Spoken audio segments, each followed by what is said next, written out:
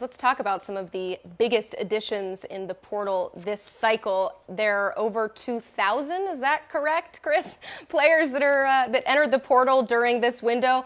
About 2,000. I mean, that is a lot of players, so it's a difficult thing for me to ask you, but I'm going to do it anyway. Is there a guy that stands out to you that maybe is the biggest storyline of this year's transfer portal? I think it has to be Sam Hartman to Notre Dame. He is the ACC all-time touchdown leader and passes thrown. He has been one of the best quarterbacks in college football for a couple of years.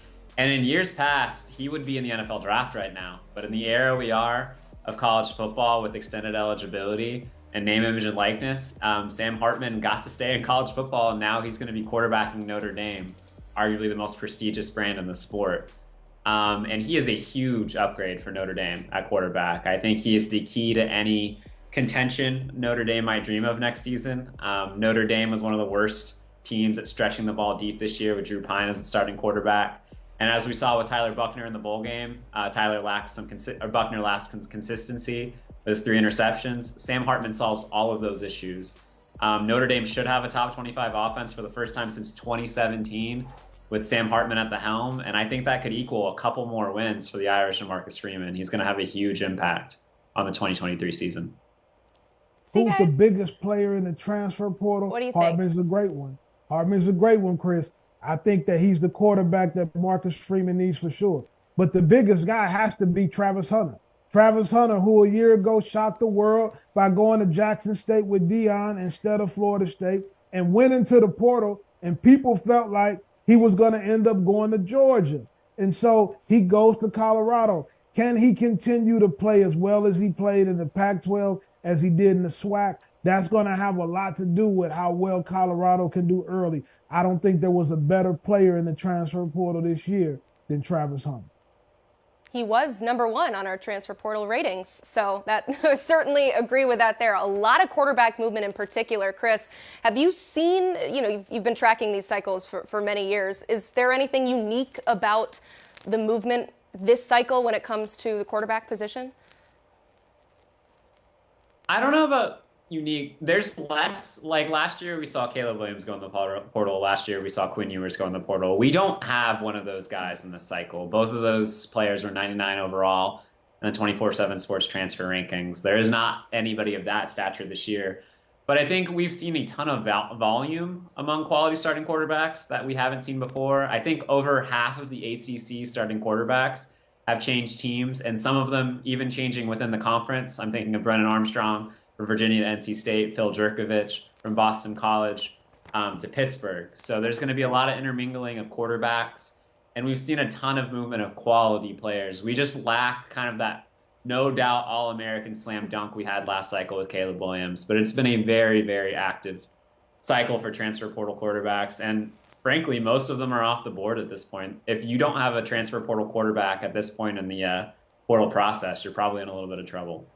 Yeah, again, today is the last day to enter. It's the 45th day of that initial 45-day window, and we're seeing some action already today. It's been kind of quiet. I will say, though, that the biggest bomb to drop has got to be A.D. Mitchell, the wide receiver from the national championship Georgia squad. So, Chris, it looked like this is something that could potentially happen today. What was your initial reaction when it became official? I think it's important to note A.D. Mitchell's stats don't look impressive because he was hurt all year, but Stetson Bennett earlier this season called A.D. Mitchell the best receiver in the country. So this is a huge loss for Georgia. I believe he caught the game-winning touchdown pass against Ohio State, and he caught a touchdown pass in the national championship game. He's been a factor when healthy. And the buzz and the smoke right now with AD is it's all Texas and maybe a little bit of USC. AD is a Fort Bend, Marshall, Texas native. He played in high school there all the way up until his junior year. There's a ton of smoke in Austin, where I live, about AD Mitchell potentially being a Longhorn.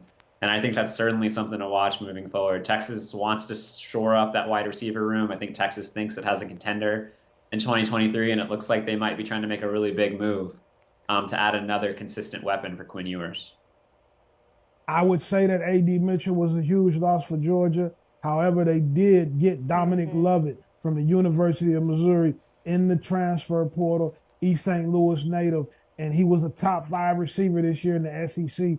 can stretch the field, has great body control. I think he slides right into that position, and the Georgia machine continues to roll.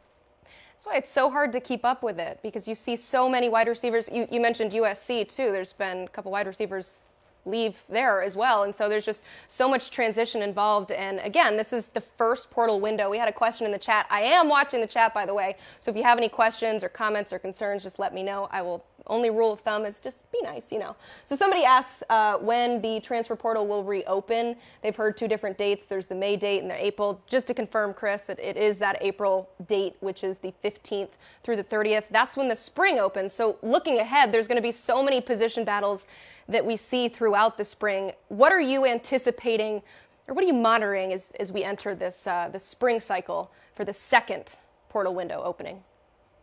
Yeah, the spring transfer portal window is going to be a little slower, I would anticipate. We're not going to see 1,900 names from the FBS enter the portal all at once like we did this time around, but you might see more quality players. I think the spring window is going to be an excellent time for anybody with any leverage from an NIL perspective to push their school for more money. I'm thinking of a situation like Xavier Worthy at Texas last year. He did that with a couple teams coming after him and ended up with a very nice six-figure pay bump. So it happens quite a bit. So you're going to see a lot of that. And then also just like position battles. I'm thinking about a place like Ohio State. Kyle McCord versus Devin Brown is going to be one of the most intriguing quarterback battles in the country.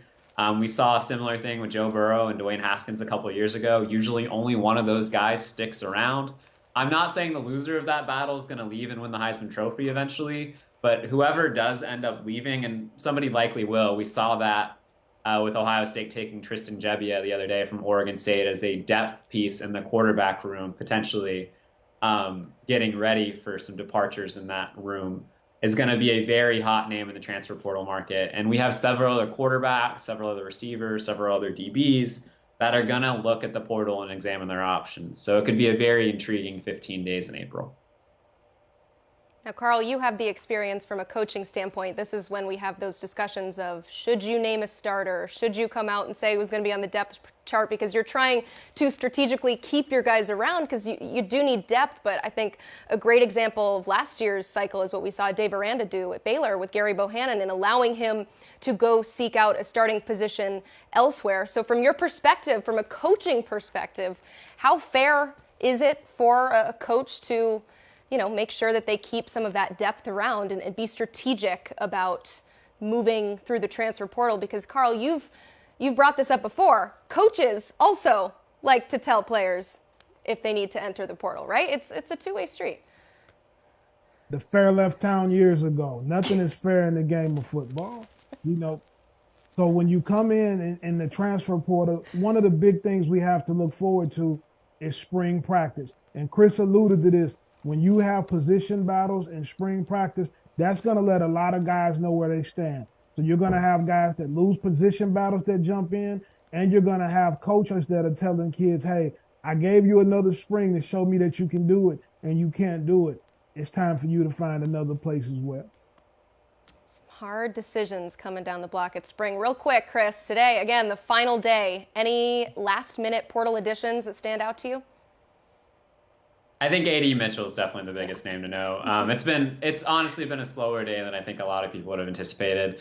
But people have to remember, throughout most of the country, classes already started. The ad drop date is passed at a lot of schools. It's hard to get in for the spring semester. So a guy like AD is certainly the flashiest name, and I think he's probably the most important name to know coming out of today. Yeah, and this was the first year, too, of the portal window. So overall, what are your thoughts about how that operated this year? Any adjustments you think need to be made? I mean, I would like more sleep next year, hopefully, but I don't know if that's going to happen. It's a very condensed process. I think everybody would tell you that in the coaching and player personnel space. It's very difficult for schools to deal with everything happening at once. You've got recruiting, you've got bowl prep, you've got transfers coming in for visits. So if possible, it'd be nice to stretch that out. But just talking to people around the country, there's not really a way to do that. If you open the window sooner, you have a problem with players essentially quitting on their season, enter the portal ahead of time. You can't go any later because obviously there's not a lot of time before the early signing period anyway. A common thing I hear from coaches is maybe get rid of the early signing period, put a signing window in July for high school players, and then push everything back to National Signing Day. the rest of the way. It would alleviate some of the stress, both on players to make a decision quickly and for coaches. But at the end of the day, like if you're a transfer, you want to be a mid-year, you have to be enrolled by January. So it's always going to be a pretty rushed process.